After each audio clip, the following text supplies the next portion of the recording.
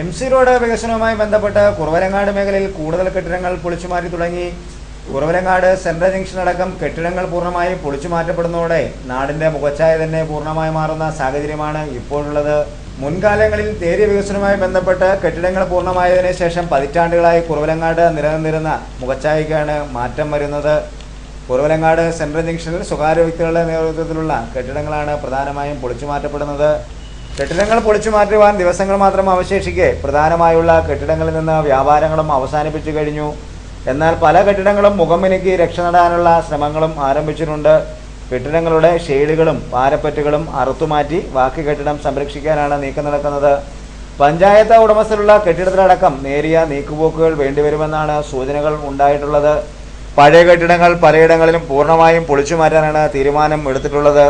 എന്നാൽ പുതിയതായി കോൺക്രീറ്റ് കെട്ടിടങ്ങളാണ് നേരിയ അറ്റകുറ്റപ്പണികൾക്കിടയ്ക്ക് നേരിയ അഡ്ജസ്റ്റ്മെൻറ്റുകൾ നടത്തി നിലനിൽക്കുവാനായി ശ്രമങ്ങൾ ആരംഭിച്ചിട്ടുള്ളത്. കുറവലങ്ങാട് കെട്ടിടങ്ങൾ മാറ്റപ്പെടുന്നതോടെ സെൻട്രൽ ജംഗ്ഷനിൽ വരും മാസങ്ങളിൽ പൂർണ്ണമായി തന്നെ മുഖഭാവം തന്നെ മാറും എന്നുള്ളതാണ് ഇപ്പോഴത്തെ സ്ഥിതി.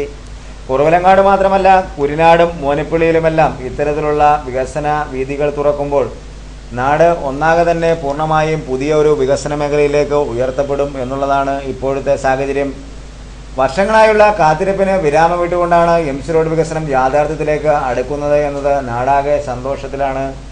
ചുരുക്കം ഭൂവുടമകളിൽ നിന്ന് മാത്രമാണ് ഇനി കുറവലങ്ങാട്, വെളിയന്നൂർ, മോനിപ്പള്ളി, ഉഴവൂർ വില്ലേജ് പ്രദേശങ്ങളിൽ ഭൂമി ഏറ്റെടുക്കാനുള്ളത്.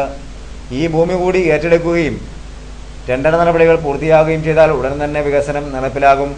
ചെങ്ങന്നൂർ മുതൽ ഏറ്റുമാനൂർ വരെയും ഏറ്റുമാനൂർ മുതൽ മൂവാറ്റുപുഴ വരെയും 2 റീച്ചുകളിലായാണ് കുറവലങ്ങാട് ഉൾക്കൊള്ളുന്ന മേഖലയിലെ വികസന ക്രമീകരണങ്ങൾ ഏർപ്പെടുത്തിയിരിക്കുന്നത്.